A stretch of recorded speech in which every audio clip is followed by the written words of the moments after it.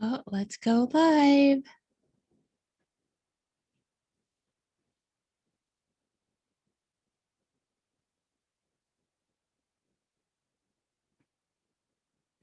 Hi, Richard. How are you? Oh, can you hear me?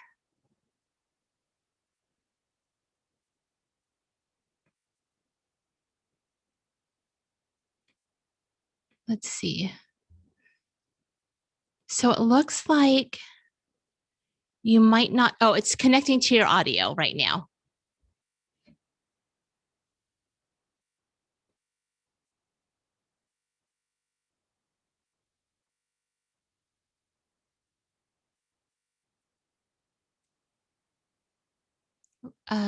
Let me see. Can you hear me?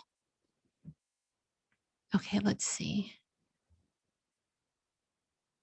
No volume. Okay, so let's see.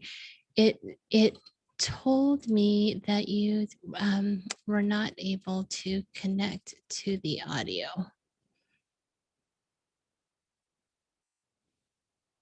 Do you want to try and call back?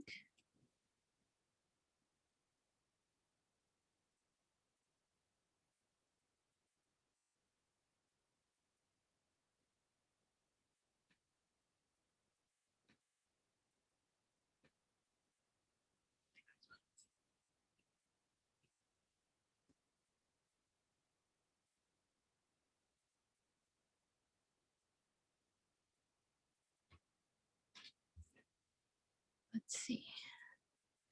I see that you're trying to connect though. Let me see if I can send you some numbers to dial into. Let's see.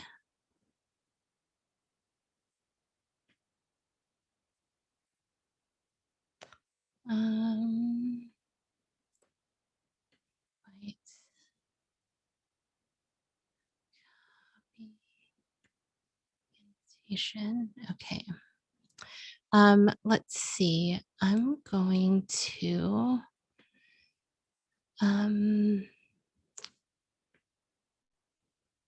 let's see.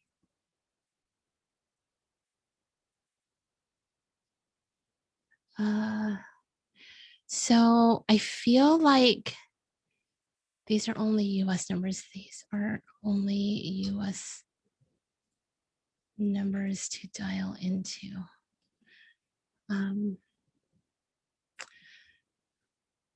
Let me see if I can get an international number for you. 1 second.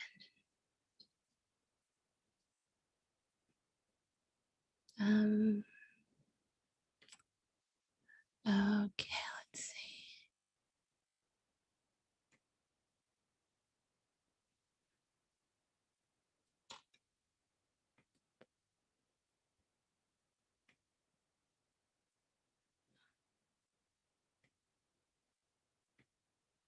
Shoot.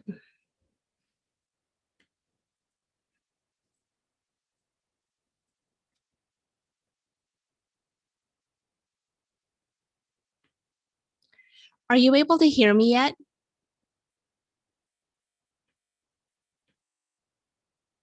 Oh no. Can you hear me yet?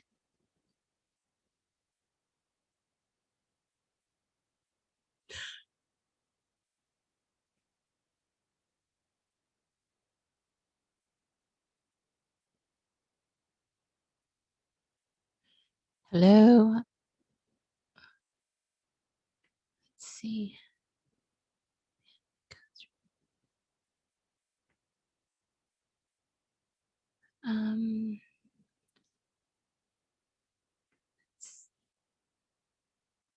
Participants. Okay. So,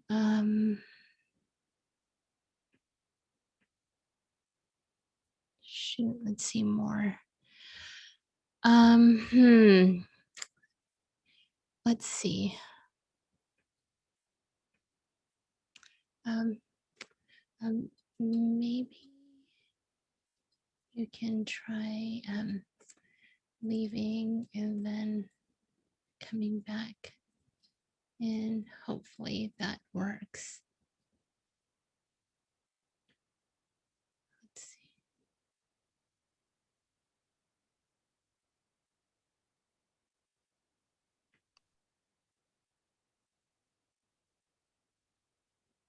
Hi, Kat, can you hear me?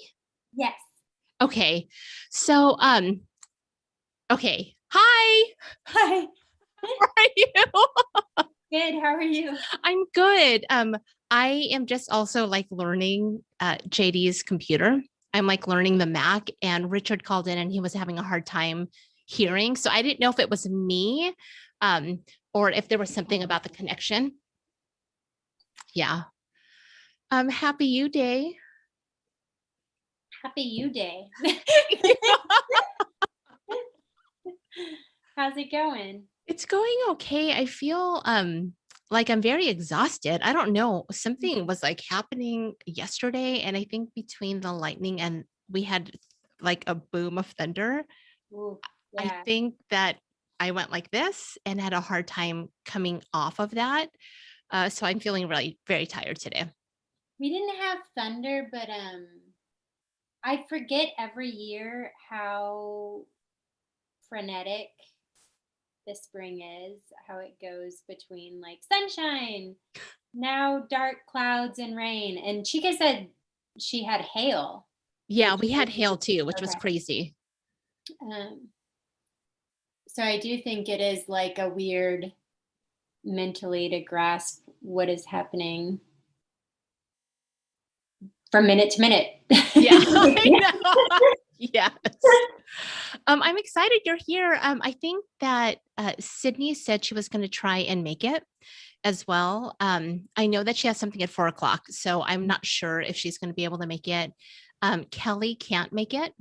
And I know, do you know Angeline from? I do. I don't know her well, but I was so excited to see her on there too. Yeah, so she went to Singapore and she's staying a little longer than she usually does. It's Okay. very early there, so I don't know if she'll join us. So it just may be me, you, and Richard if Richard is able to connect. Great. Okay. And then I told Sydney that we could all decide just based on what we wanted that we would do Wednesday, or we could decide that we wanted that you all wanted your time back. Okay. Okay. Oh, my fingers are crossed that the audio connects for Richard. Oh, my fingers are crossed. Oh my gosh. Okay, Richard, I feel like I see you. Um it your audio is still trying to connect, and I'm so sad that it isn't. Did not connect.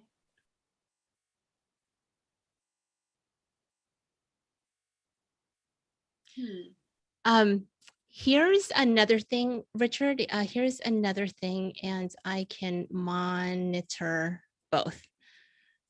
I happen to be streaming on an unlisted YouTube channel as a backup. So here's the link. And if you want to watch the YouTube stream now, I can monitor those comments. At least you'll be able to listen for a bit. Hang tight. Let me grab that URL for you. Okay. It was a just in case. Okay, let's copy that and see if I can come back. Well, he may not know. Okay, let's see. Admit. Okay. Let me. Hi, I'm just gonna copy. I'll let you two chat, and I'm just gonna copy this for Richard. Okay. Okay. How are you doing, Sydney? Um, Surviving, the good news is that we're getting my parents here for their trial month stay next Monday, Oh, that is great. which is fabulous. Yes. It is, the amount of stuff that needs to get done before then is a little nutso, but it's really good to be giving this a try. And honestly, I'm kind of feeling like, I wanna, once they're here, just, towards the end of the thing, say, okay, you're here and you're staying here. My sister is like, no, right? Yeah, no, we really shouldn't do that. And I'm just like, that they're so compromised in such different ways. The idea of, my mother is now a 2-person lift for everything, for getting out of bed, for getting into the wheelchair, for everything. It's just, so anyway, we'll see what happens at the end of that, but I'm super glad that this is finally starting, that all of the chaos of trying to manage 2 different people's care in different places from afar will hopefully, During a pandemic. will hopefully be, yes, over. Yeah. And it will be so nice to just like visit them. Yeah, exactly. And have them over for dinner. Yeah. And all that stuff. I am just super Good. I am, really looking forward to. Good. So, and you? I'm doing all right. I'm finally I'm in this slow process of trying to clean and manage the entire house, which is silly, but both Brandon and I are collectors and hoarders and disorganized. Yeah. So, I totally identify with that. so doing fits and starts where I'll do it for a while and then freak out. But we're getting our outside of the house painted. And I realized that there's a few rooms that they'll just be able to see into. And I'm like, well, that's actually good motivation for me to start making it look cleaner. And sorting all the papers. Right. So I'm good. I feel like my energy levels, maybe always in life are this way, but especially this year are so. Yeah, I totally. There are afternoons where by mid-afternoon I can barely move. Yep. Some afternoons where I'm fine. Yep. It's just, I think we're all so weary of all of this. Yep. My sister got her vaccine, which is why she's the one flying. We have a family friend helping us. And I'm so glad for her and jealous. I'm so jealous. I am so jealous. I'm just like, oh, you have your vaccine. Oh.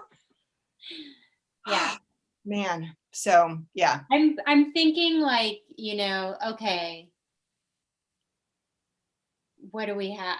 I'm really hoping that in 2 to 2.5 months, I will be in a group that has permission. But there's volunteer opportunities, and maybe I should try to volunteer, but I don't know how I feel about that. And volunteers aren't getting vaccinated earlier either.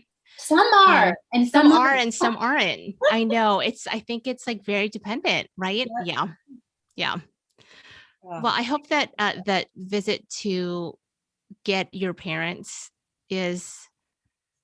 It won't be me going. It'll just be. No, I know. I hope it's as okay as can be for Sarah. Oh yeah, I hope so too. Fortunately, the friend that we have who's visiting my dad now, who's going to be helping, is a hoot, and he worked for my dad for years, and he can roll with insanity, which is perfect. And he and another friend got my dad's car towed. Okay. Safety first.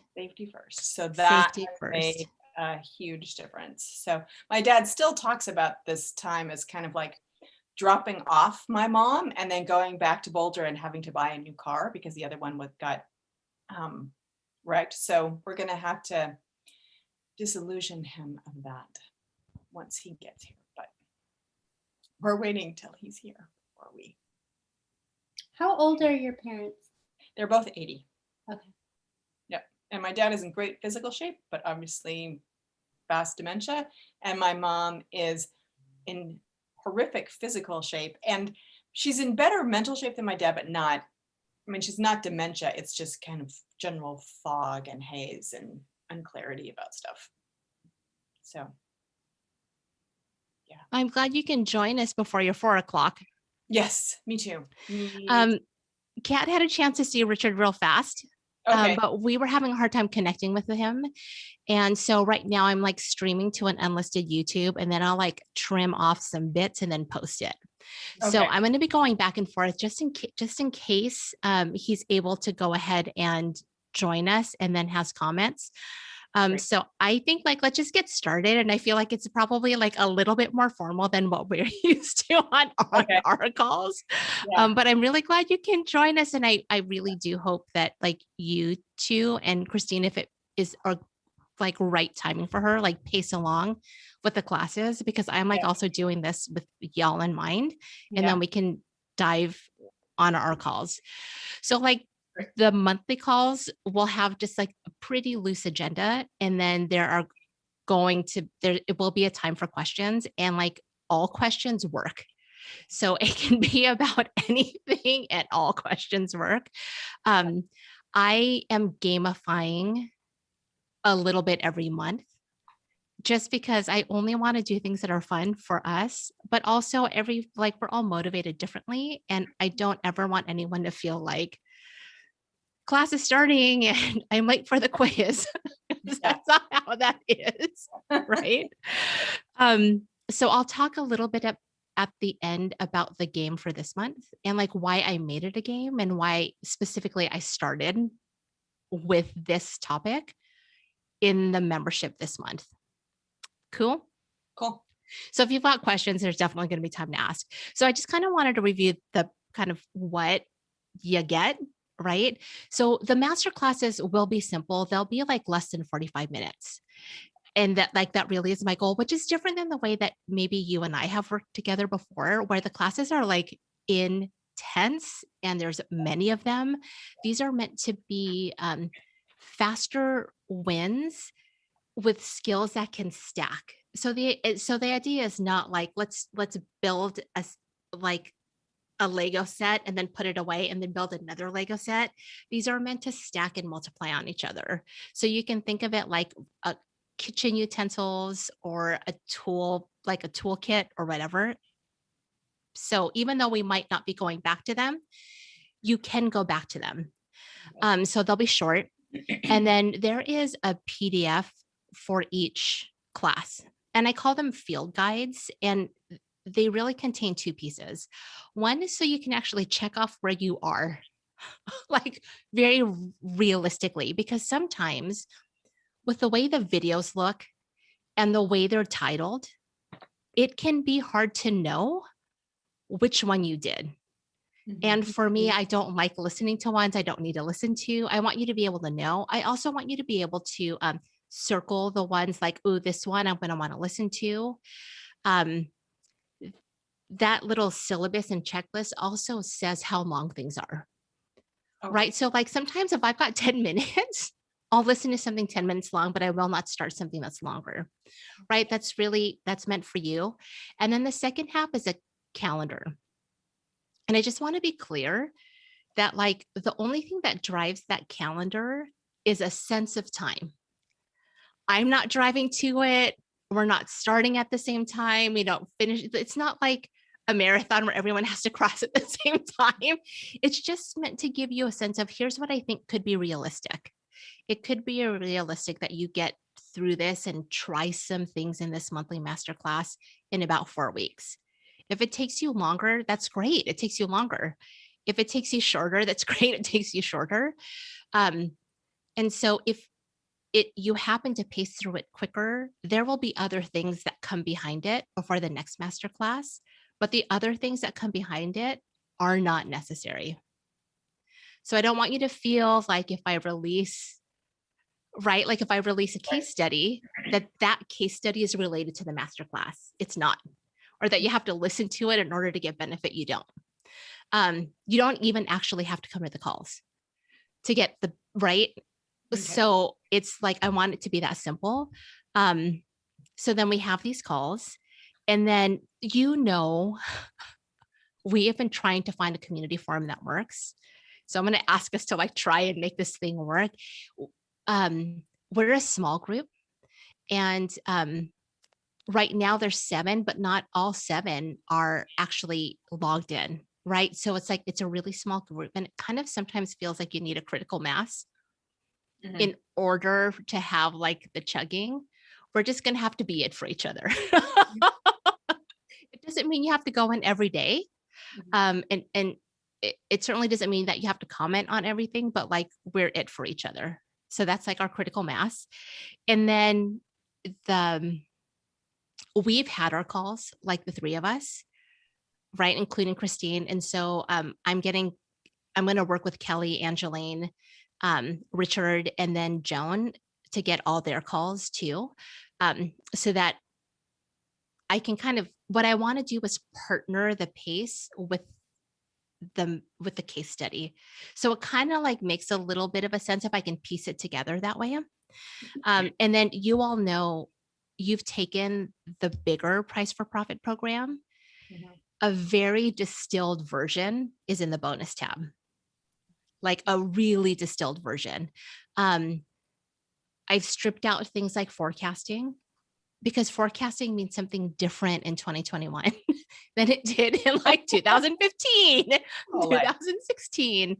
I also didn't want us to get ahead of ourselves, right? Where we're needing to spend then like 8 hours mhm, on a robust program when we can do some things that are shorter mhm. that start to stack up profit now.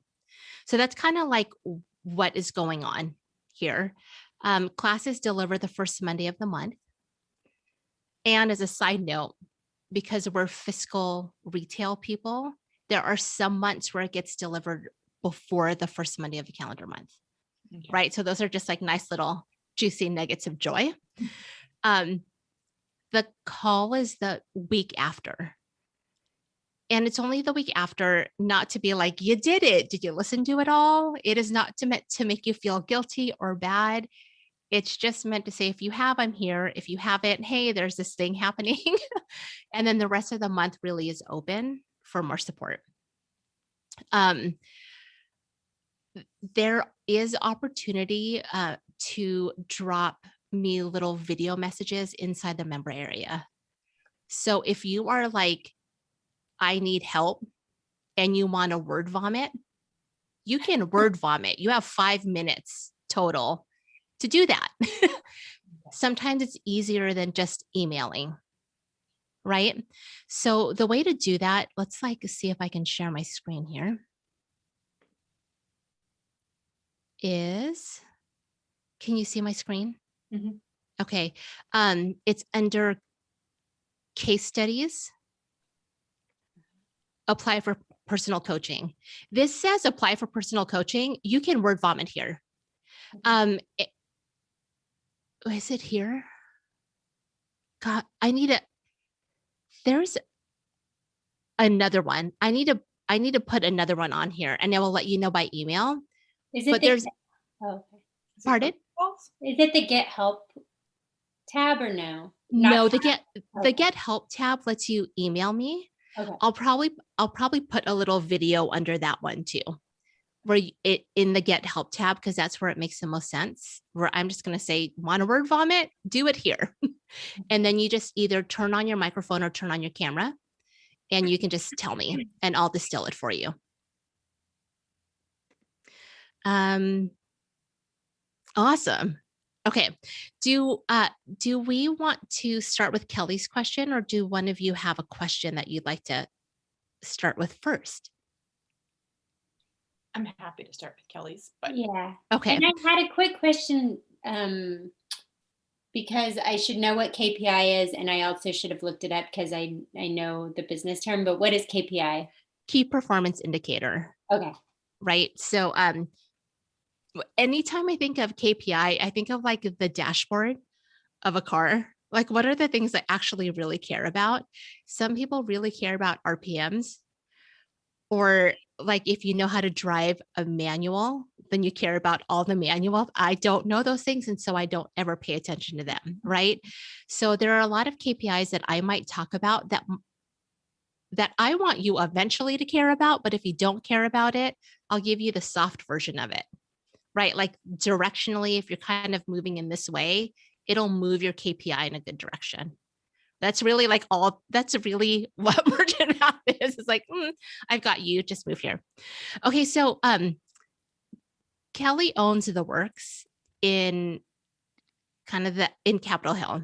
And before they basically they're a space that promotes like you being able to do things and make and feel like you can have a creative outlet for making in a variety of ways. And so they teach a variety of classes from things that are related to things that you eat, things that you grow, things that you enjoy in your house, life skills. Like there's a whole gamut of classes. And if you can imagine like a space where you gather around a table in close proximity and you breathe each other's air and energy and knowledge, right?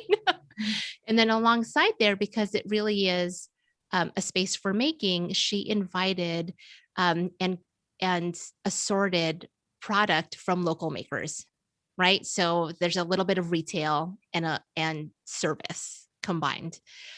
So when the pandemic happened, they went really quickly into DIY boxes so that every box has your supplies, and then they recorded videos. So there's a video library to go with it.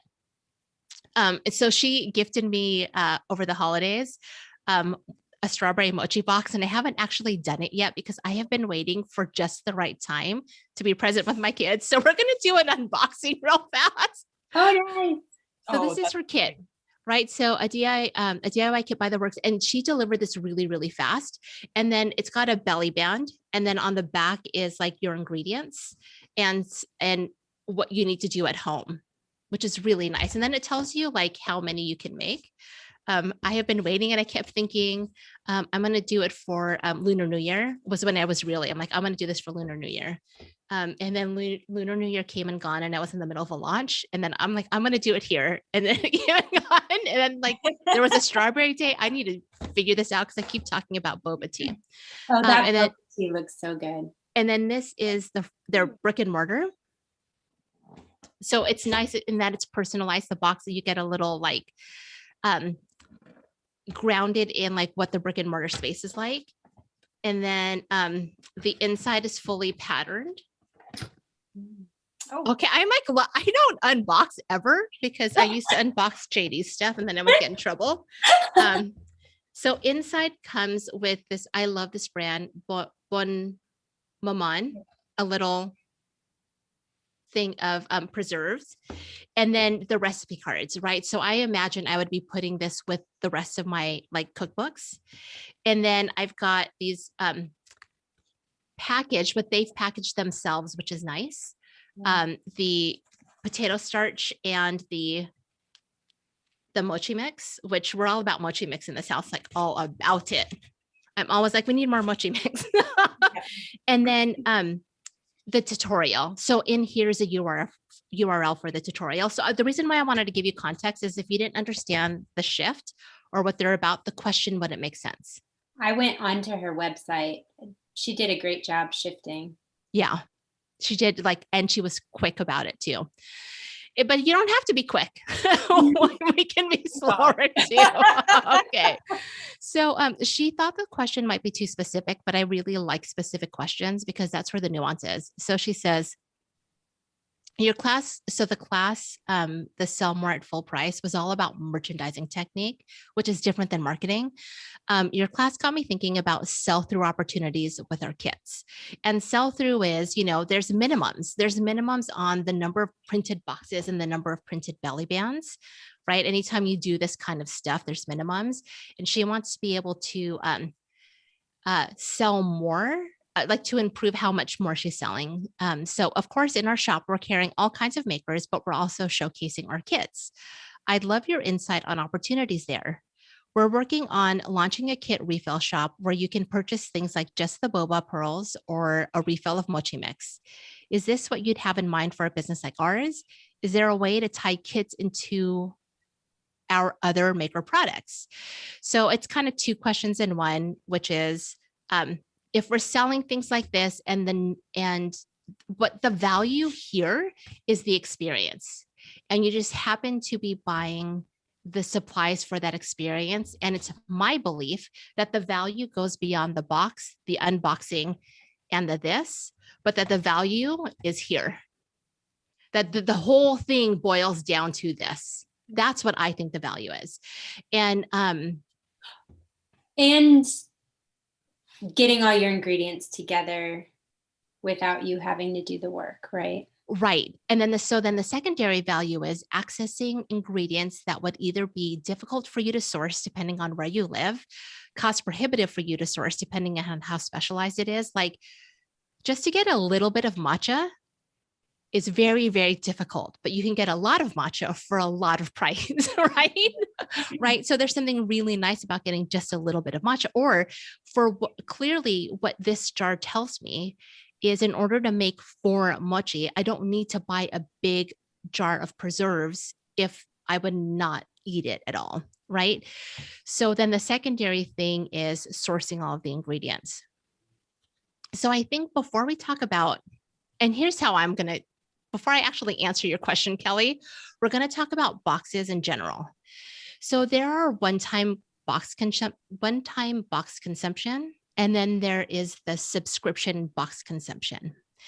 And when it comes to the subscription consumption, which I can't say that word, or the refills, the biggest opportunity, or the biggest thing that we're really trying to solve for, is how quickly is the consumer consuming the product, right? Like, in the same way that you would be thinking about customer acquisition or customer bounce back or customer return, we're really thinking about consumption rate and how we help customers consume the information. That's like, I'm particularly concerned in this program, how do I help make it as easy as possible for you to get through it and then realize, like, in a month, oh, I'm ready for that new box to come from Crate Joy, or I'm ready for my new wine of the month, or for my refill.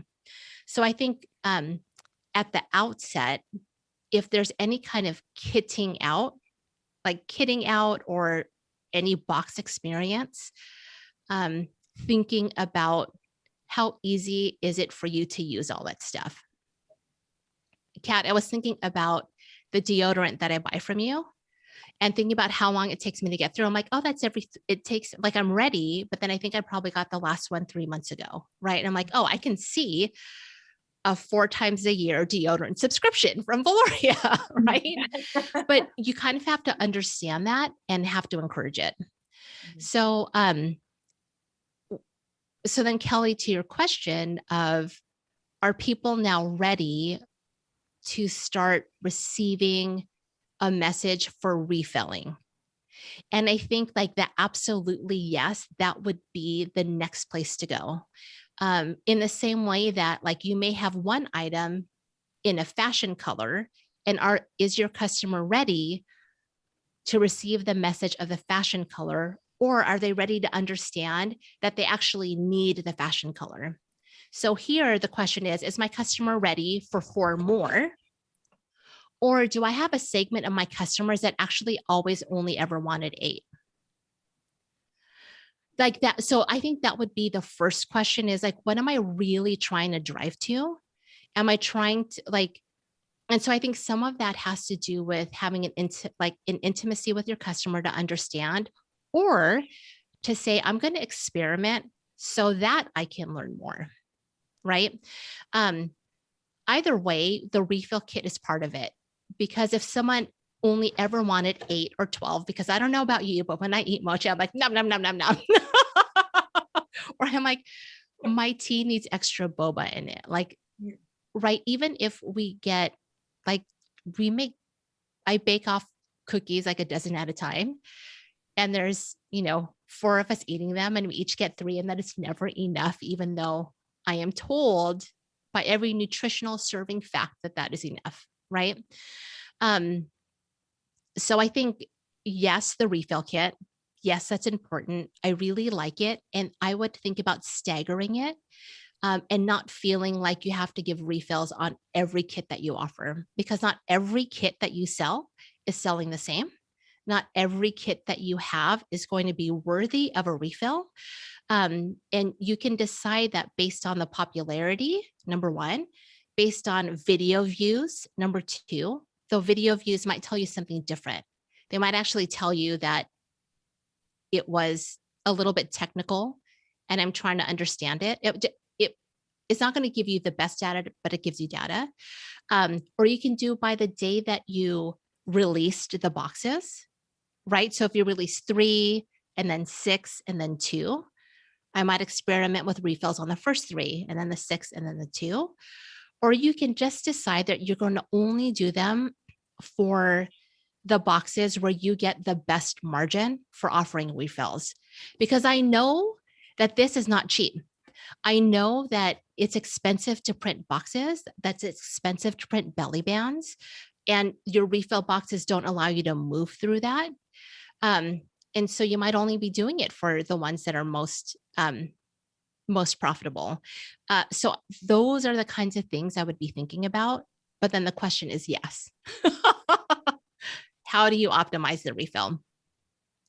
So when I think about like other things, like even if they're just one item goods, like I was literally going to email you, and so I'll just ask you publicly, like, how do I get myself onto a every 3-month deodorant subscription?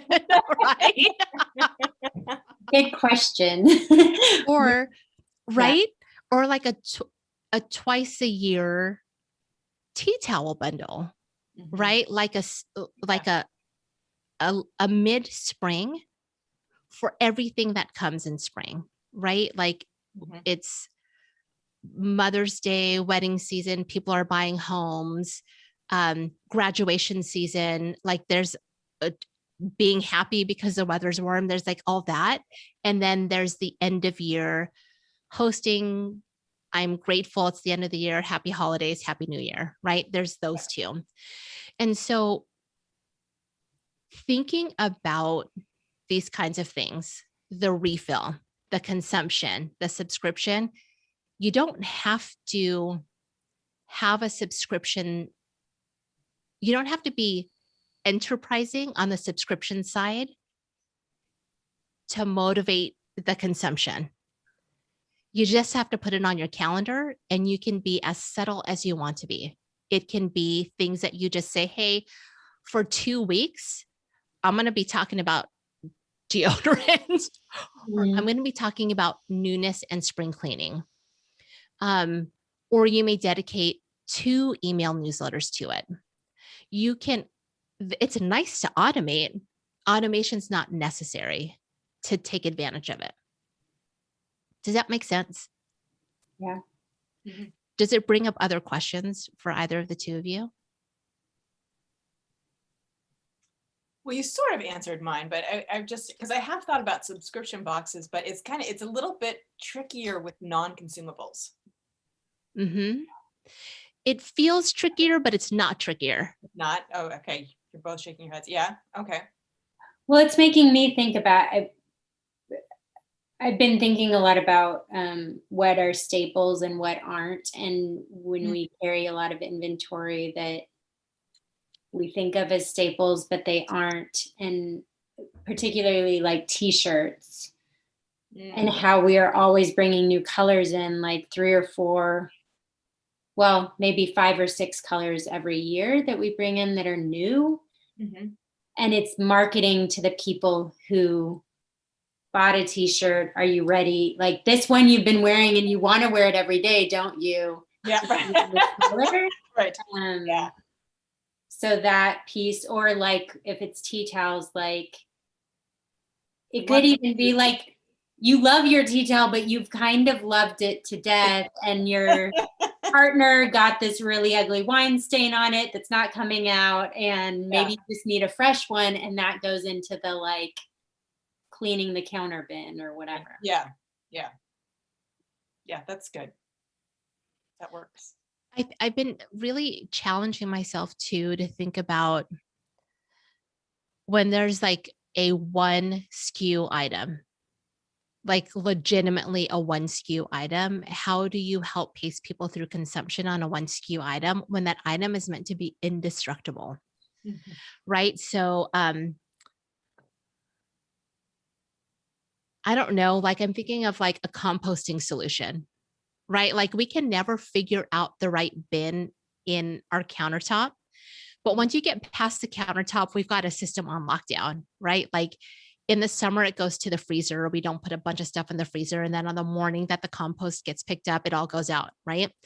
But in the winter, the compost can go out right away because it doesn't get hot enough. But we can never figure out like, our bin's too tiny, and then we take the bag out and the bag's too big, and then no one ever fills it, right? That's our perennial opportunity. Well, like if I were to come up with a solution and I only had one SKU, I would really have to challenge myself to think, how do I keep romancing the heck out of that thing? Because at some point, like you don't need two. And what's the right way to romance kind of all of that? That piece is not about consumption. That really is about marketing, and that's about customer acquisition, right? Like that's where you need customer acquisition and maybe like rapid customer acquisition.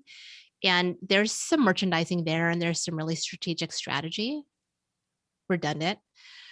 But I don't think that we fall into that necessarily, right? Like anyone in this group, even though maybe you might only do 12 SKUs at a time or 4 SKUs at a time, there's still a way to maneuver through that. But the one SKU is a different story.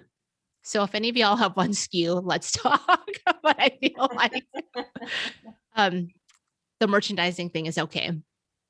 Before we get to Kelly's second question, did either of you get a chance to listen to the Sell More at Full Price class? On my list to do. I got through 3 of those videos. Well, that was just the first one, right? Yeah. Okay. Yeah. Yes. So Sydney, that it's like merchandising strategies and using different merchandising strategies and rethinking that, like, just because you don't have foot traffic or you're not selling in person, there's a lot of ways to use those strategies. And using those strategies before feeling like you have to now mark it down or feeling like, ugh, these are not selling and more inventory is on its way, right? Yeah. Kat, how is it resonating with you so far? It's a lot. Even I've been thinking about, we don't have a lot of foot traffic going in front of sorry, I'm getting close, shop, but I think in one of the videos you mentioned changing out the windows and even just for us, sometimes remerchandising is almost more about us reminding ourselves what we have, but thinking through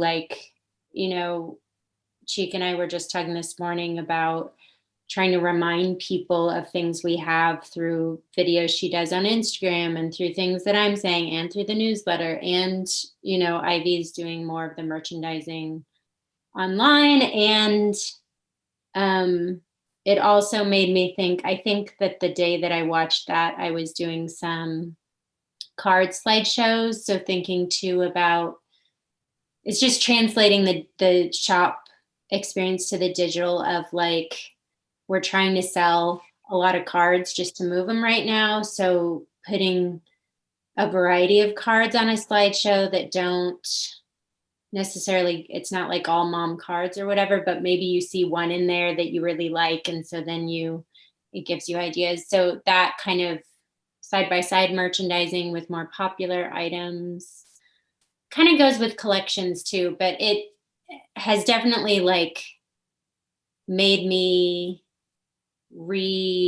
I know that there's ways to do things online that accomplish the merchandising things I know from the physical world, but it's making me go a little deeper into like, oh, I could do more with these slideshows, that kind of thing. So Yeah, thinking a lot about that. Awesome. You know what's so interesting? So I like your bundle is compelling. And so I think I must have like clicked on the email a few times and looked. I wonder if Ivy can attribute them so that there is a subsection under stationery that is just card by card type Mhm. to help people. I'm like, oh, I know I for sure I want a couple of thank yous. So let me, I need to, there's on the side, you can choose thank you. okay. Sorry. I'm like, But I think maybe I'm not so bright. Maybe I didn't see that. we need to teach people how to do it. And there is one limitation. Like, I think in our shop in general, you kind of can't do a filter and a search, maybe. Like, I think it might be hard to like search by fabric and by size. Oh, got it. Cards are more straightforward, but it's all on the left menu, and I don't know how much people notice it. Sometimes I'm on the site and I don't notice what's over there. So Okay. I need to do more education on that, obviously. Well, Mhm. I sometimes I'm like very emotional about things I see on my phone. And so then I could go on my phone and Oh, I you have to remember too that sometimes sidebars or navigation moves towards the bottom or something. and I don't even know what it looks like on the phone, so I should look at how that works. Yeah. And, you know, even like, let's just say that thinking about merchandising could be a little bit more difficult based on the product type. Some other types of things that I had been thinking about is like maybe taking the color palette that you have, but right. So like I have a really specific color palette and it's pretty bright. Like what does making things a little brighter and lighter, like could that version of the color palette be reserved for spring and summer and then a little bit more like opulent and like jewel toned of the same colors just at different values be suggestive of a second season? Like that could be a way that you just really subtly denote there's a change in time in the season.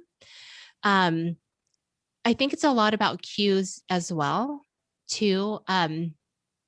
I was talking with my hairstylist. I'm like, I will never cut my hair. Then that's not true. I have had it really long and then I've shown up to like prom with it like so short, like shorter, short. I'm like, surprise.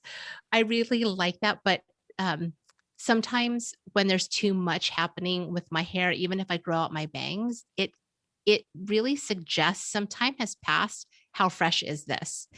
And so little subtle things that say time has passed in these photos is really valuable too. So there's just a lot of ways to manipulate. Not that I ever want you to go out and do a full on photo shoot just for that. I think photo shoots are valuable to do when you do not want to bring in more inventory.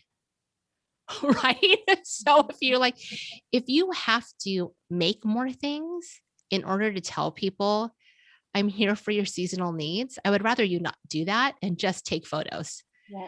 that say these things also work in this season. Okay. And a lot of it's just like really based on psychology and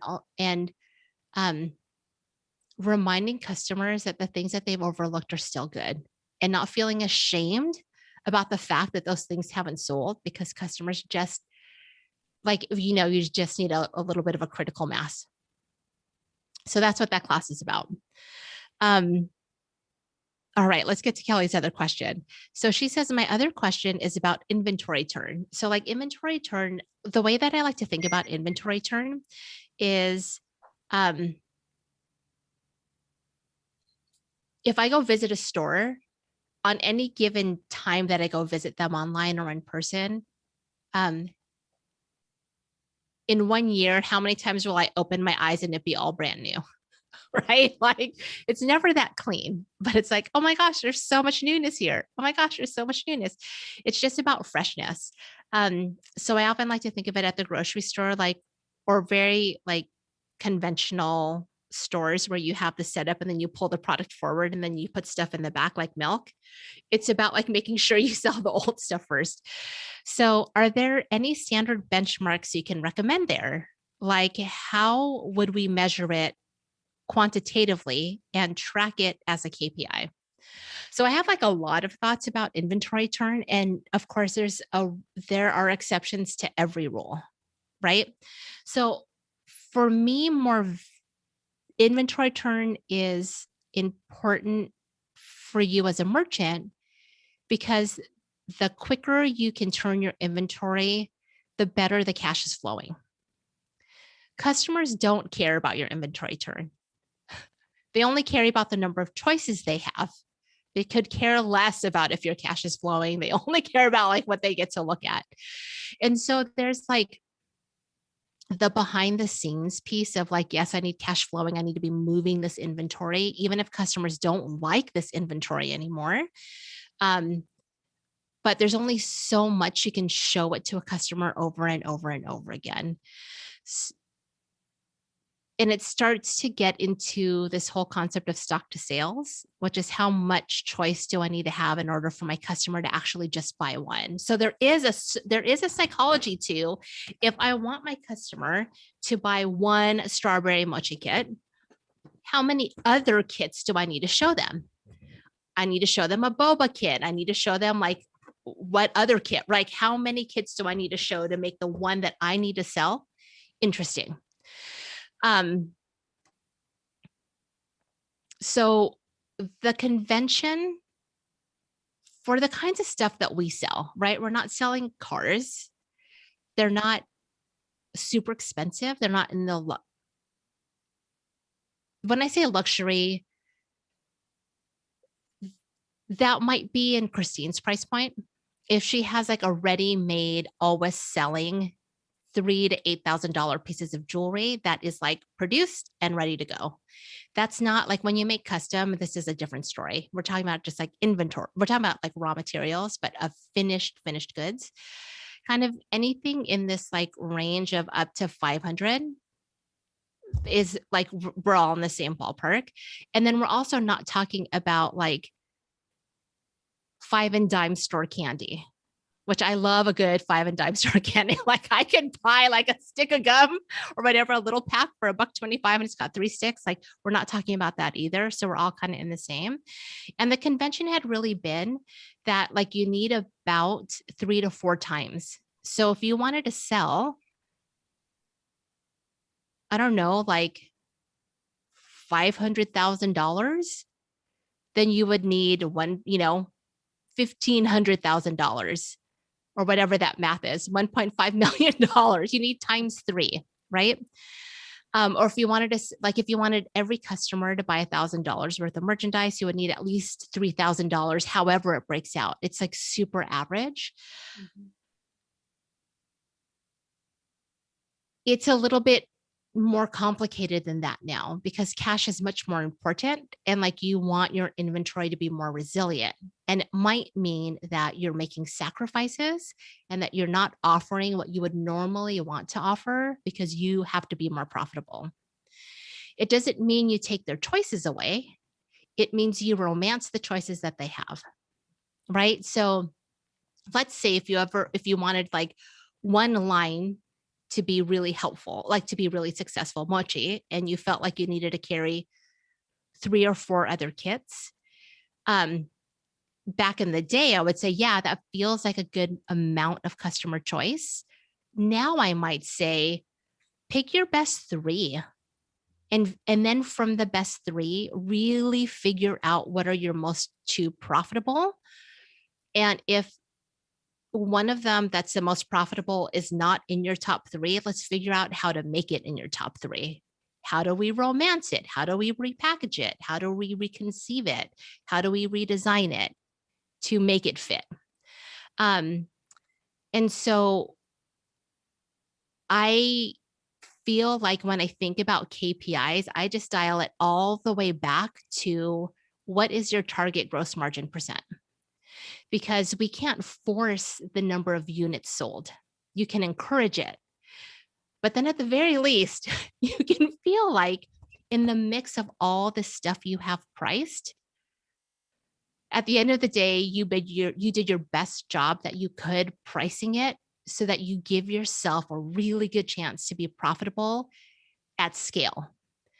But if you don't feel like you can be profitable at scale with the things that you have, I don't want you to offer it unless it's super strategic, right? Like, unless everyone, if for every kit that you sold, for example, if someone needed a thing, like if someone needed, this is a bad example, a straw to make any single thing that you sell work, then you can you could have a terrible margin on this, but you're selling a bunch of them because no one, this will not work. Nothing else will work without this. So I like to look at target gross margin percent, actual gross margin, anything related to gross margin, net margin. That's what I'm particularly concerned about. Then probably the second thing I would be looking at is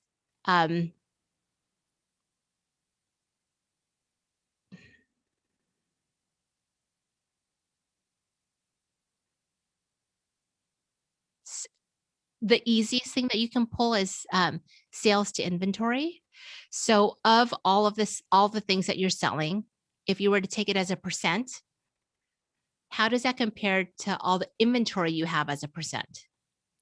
So if I'm selling, if this sells 60% of my revenue, but I keep selling out and it's only represents 40% of my inventory that I always ever have, you can look at that and say, do I care about it? What's the rest of the story that happens after knowing I'm selling 60% of my revenue on 40% of my inventory? Do I care? Can I get back into it fast enough? Those are the kinds of, like that sales to inventory, like the higher level versions are inventory turn. The higher level versions are stock to sales. Then we get into other things like units per transaction or whatever. Right now, I want to make sure that the inventory is clean. If the inventory is clean and you like those relationships, then I would for sure go on to stock to sales over inventory turn, because everyone is struggling to turn their inventory. There are very few retailers turning their inventory well. Grocery stores, yes. Probably medical supplies, probably home fitness equipment. They're like, we drove by the Precor fitness machine, big warehouse that I had never seen before. I'm like, they are producing fitness equipment like mad. If we don't fall into those categories, like looking and focusing on inventory turn can feel disconcerting. And so what I would rather have us do, rather than follow that number up and down, is just keep remerchandising your inventory. Just keep like romancing it. It'll sell until it doesn't, and then you figure it out. But if we keep looking at how, if you don't track, if you don't understand what 4.1 is versus 15.8, and why 15.8 is scary the first week of January, but 4.1 is not the last week of December, you're not going to know what to do with that information. Like, you have to have enough data to understand why you care about inventory turn. But Kelly, if you have the data, then we can talk about it, because if you have the data and you know how to track it, we can care about it. But if you don't, I don't want you to care about it prematurely. The sell-through piece, like inventory turn is related to inventory sell-through. Stock to sales is related to inventory sell-through. It's just a different way of looking at it. In the same way that there's so many ways to cook an egg, like literally so many ways to cook an egg. So whatever you have access to, combine sales and inventory reads with your profit. And then I think that's what I would be looking at. I feel like I beat that point into the ground. And I like metrics. I like looking at these things. I like triangulating these things, but we're going on a year of not having really good history. And if you don't like your 2019 history and 2018 history and 2017 history, you can't do some of this math stuff. It'll be very, very difficult unless you buy data. And, I don't think that that's particularly valuable. So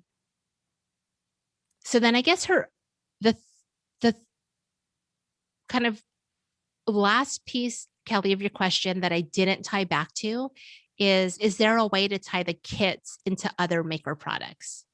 There's always a way. So there's like the subtle way, which is in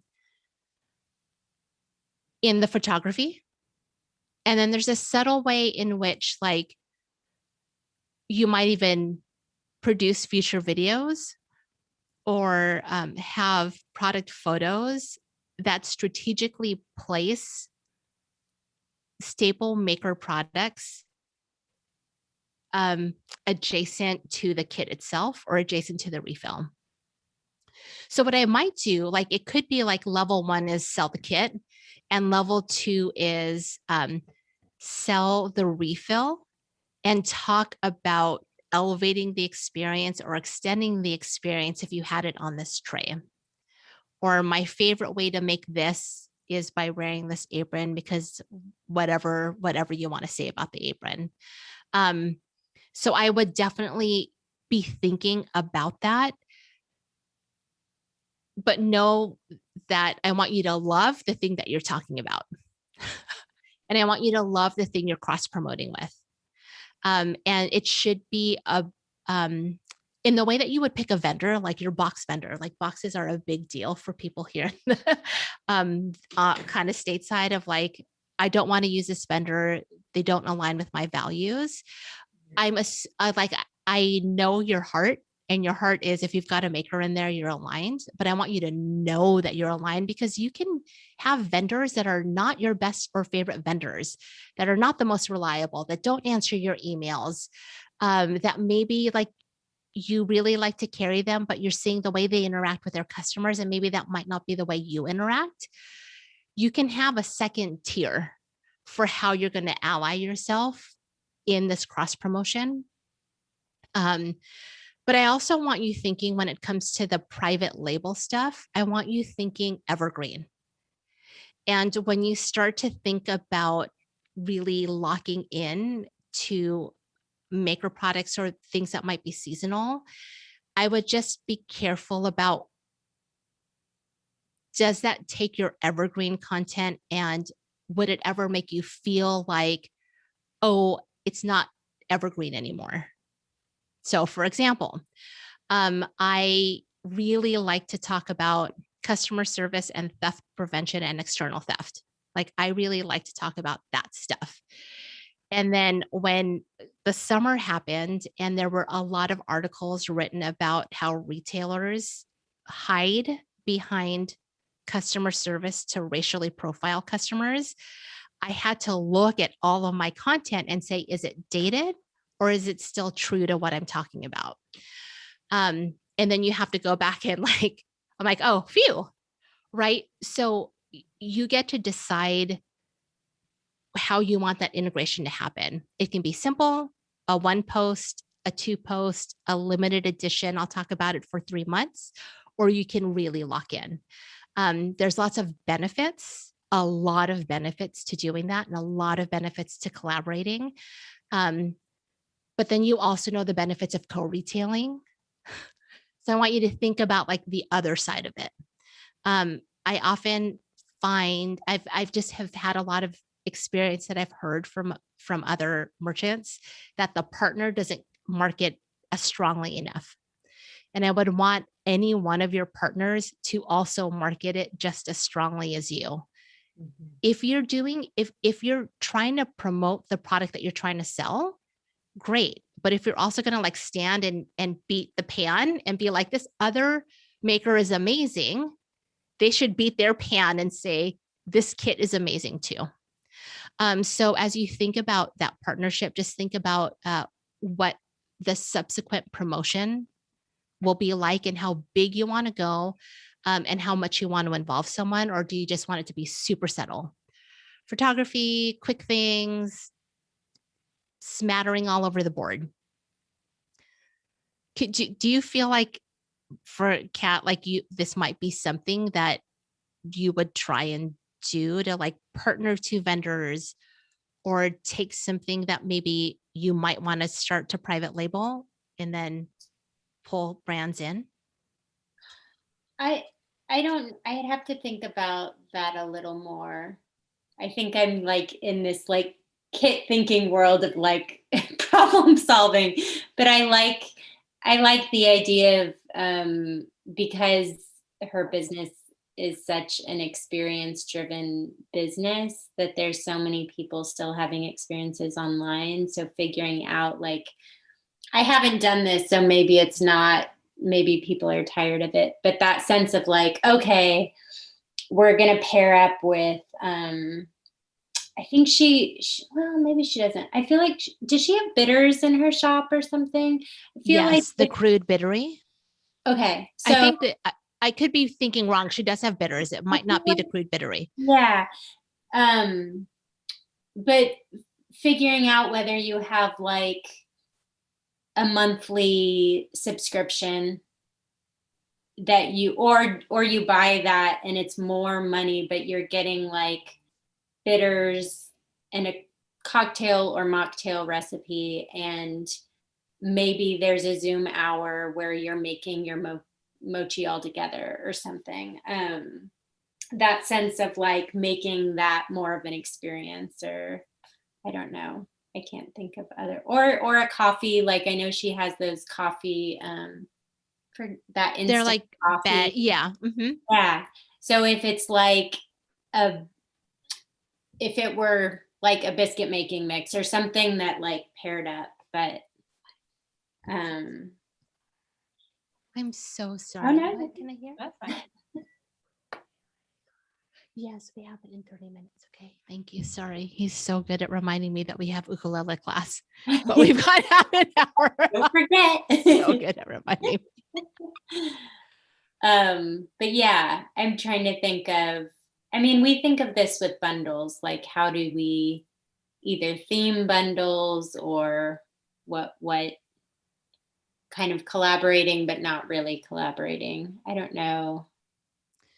Another thing that this is all reminding me of in terms of your conversation about experiences is I interviewed a woman named Ashley Brown on the show on IG Live, and she has training as a DJ. So she was like a DJ and she does all these other things. She's like a corporate HR recruiter, and she's the owner and founder of Compliments and Coffee.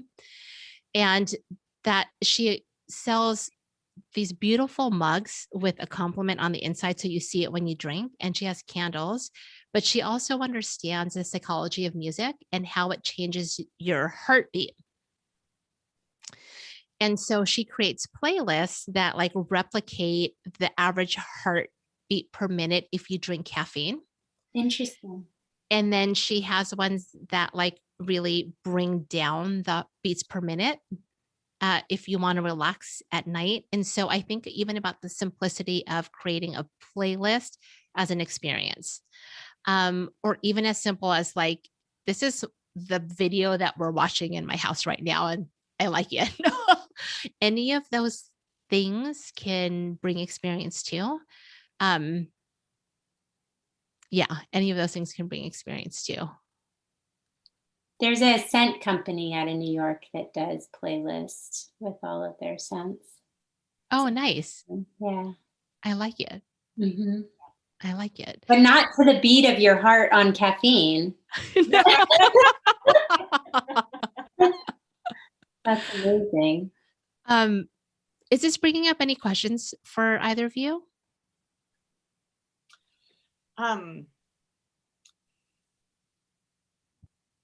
Bundles with other people are a little bit trickier for my things, but one thing I did think about, because I have a couple of friends who are realtors, of like pairing with potters and having them buy little, because they do buy my towels for their client gifts, but it might be kind of fun to do something like a locally made bowl or a couple of mugs or something like that. But that's a little bit more, that one is kind of like, not, it sort of hovers between retail and wholesale a little bit, and it's not something I think I would do obviously online, but that would be more of a in-person thing.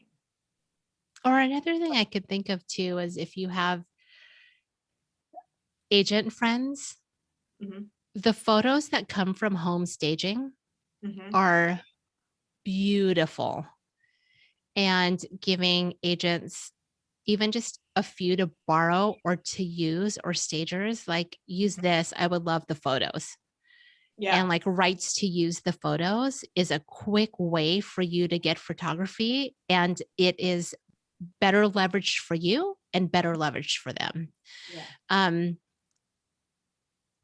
because I think that there's a pipeline of B2B for you that is not that's not a wholesale play, Mhm. but that's a gifts play, a client gifting play in a basket kind of thing. And I think it just needs to be like Hava's Garden in the wild, like Yeah. out in places. Well, and it's so great because I could use those photos in retail Hmm. selling situations Yeah. because my kitchen is not that pretty, but And yeah. and when you look at least the photos that I've seen of the times that I've been looking, there's a cohesion to them. They don't all look like twins, but they look like cousins. Mhm. Related. Yeah. That would like come across cohesively. Right. Yeah. I I love think, when I think about like merchandising type tricks, and then Yeah. for Richard, when I think about um the range of product, I also think about, so Richard and his wife design these really pretty like sporty shoes, like athletic type shoes that are everyday wear that have a built-in wedge on the inside. So they're like really cute, really sporty, totally like right up my sister's alley. But then they also have this other retail shop that is targeted towards the fitness enthusiast, and like so much so that they might be competing on stage. Right. So you could go onto their site and find a casual shoe and then a really dressed up shoe for competition. It like really ranges.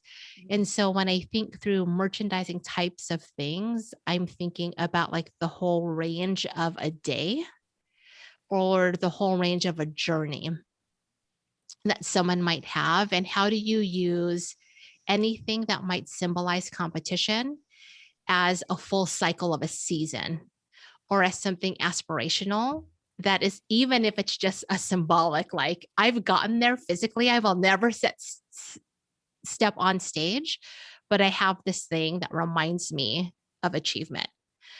Mhm. That's like one way I would be thinking through the psychology of merchandising. And then when I think of Angeline's, like it is truly these collections that she's making.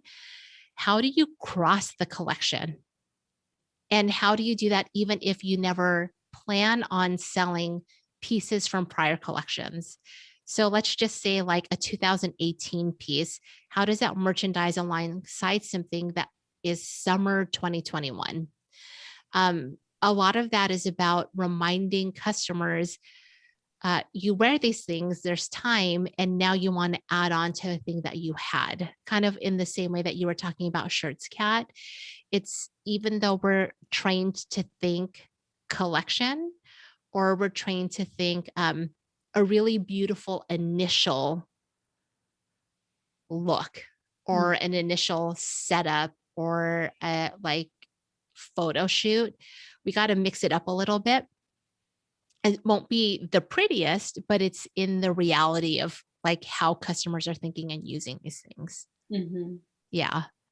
Even like thinking through, as Christine has graduated her client base into thinking like, I don't do fill, I don't do gold plating, or from earlier on in her designs, very early on, is like, how do you bust that out and show progress over time? Not in the, I've changed as a designer, but like, you're a customer and I'm taking you for the journey.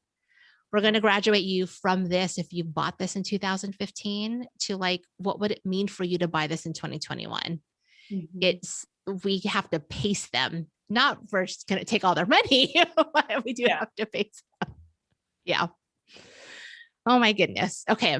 I know we're over our time. I just want to like suggest a few next things. So, Sydney, the masterclass is about like, it's less than 35 minutes. And you can decide, like, you don't have to look at anything. If you like visual cues, you can watch the videos. But if you're like taking Manchego out for a walk and you want to listen to it, you can grab the podcast on your phone. You just have to log into the membership site. And it's set at all of these things are playlists. So you don't have to go to another tab to another tab. They're just like one after the other. And then you can download all the slides too. And then I would just be like, you can choose one item to do a couple of things to and try, right? So I don't want anyone to feel like you have to take your entire brand through this re-merchandising. It could be as simple as let's play with one item to as complicated as, let's do a lot. I want to show you the bingo card and why I created the bingo card. I am learning how to use a Mac here, y'all. See how it goes. Let's see if I can move this. How do I move my tabs to the next tab? Let's close that. In what way do you mean? Oh, here we go. We found it. Here's the bingo card.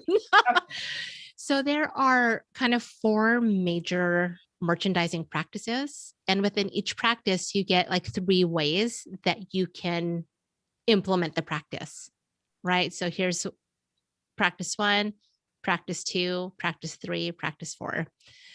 The game is just for fun, but it's fun to track what you've done and what you've tried. And what I've decided is if you connect any 3 dots, you become a winner. So it can go like invite, respond, credibility. It can go like intimacy, expose, ease, like any 3 ways that you connect these dots is amazing. And if you do connect them, no matter when it is, it can be this month, next month, whatever month, send it to me and I will give you one away for free. I will like give you a suggestion of a different way to like re-merchandise or a different way to use a strategy.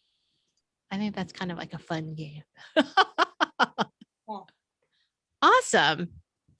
Okay, so the last thing is announcements.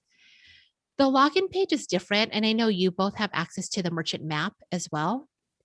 So if for some reason, every time you log in, it does not take you to options, like you should be able to log in and have options. If it will not give you options and it just goes right to a thing, you'll want to clear your cookies. And then you should get options. And then anywhere in any of the programs, if you click my programs, it'll take you back to an access menu. Because I have had the choice of only logging into Merchant Map or Merchant Method. Yeah, before it was that way. Yeah. And now there's like one button and then you get a menu. Okay. Awesome. I added lesson times so you know how long lessons are. And then Scott, my audio engineer, is helping me fix some of the audio until I can dial in my audio. And then in terms of what's coming, like what's upcoming for updates, I'm going to add summaries to things so that you can see like a quick summary of what the masterclass is and things like that. So like summaries are to come. And then I'm thinking about adding even a summary to the community forum. So it doesn't go straight to the blog, but you get tiles and you can pick pages. So I'm thinking about that piece. It just gets a little complicated because every time you log in, you'll then get a choice of, do I want to go to the membership? Do I want to go to the community forum summary? Or do I want to go straight to the community forum? And I want to simplify it. So I'm still like noodling on that bit. Okay, awesome. Yay, thanks for being here with me today. Thank you. Thank you. Yeah, I'm looking forward to meeting everybody else at some point whenever they. Yes, me too. Me too. And then Richard and Angeline and Kelly and Christine and Joan. Feel free to connect with me. You know how to do it. Yay. Okay, everyone, have a good day. Thank you. You too. Thank you. Bye.